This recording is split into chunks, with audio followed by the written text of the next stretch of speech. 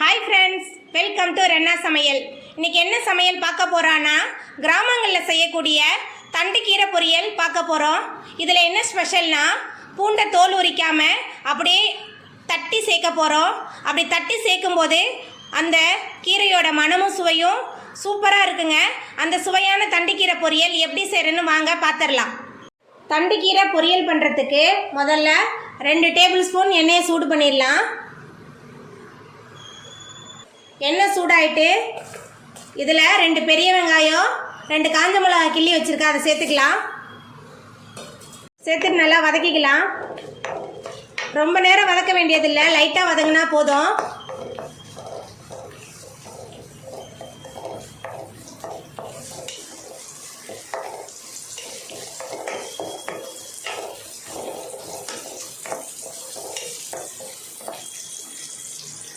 வெங்காயம் லைட்டாக வதங்கிருச்சு.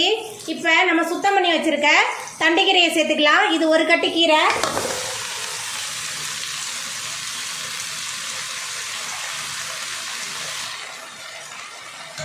கீரை வேகிறதுக்கு தேவையான அளவுக்கு உப்பு சேர்த்துக்கலாம்.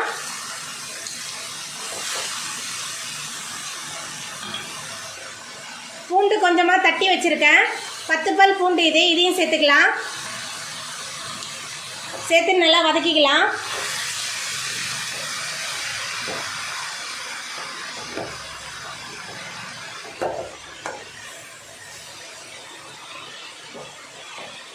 இப்போ ஒரு மூடி போட்டு 3 நிமிஷத்துக்கு வேக வச்சுக்கலாம்.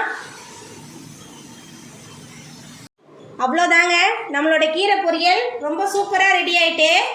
உங்களுக்கு வேணும்னா கொஞ்சமாக தேங்காய் பூ சேர்த்துங்க. நான் எதுவுமே சேர்க்கல. இப்போ நம்ம அடுப்பை ஆஃப் பண்ணிடலாம்.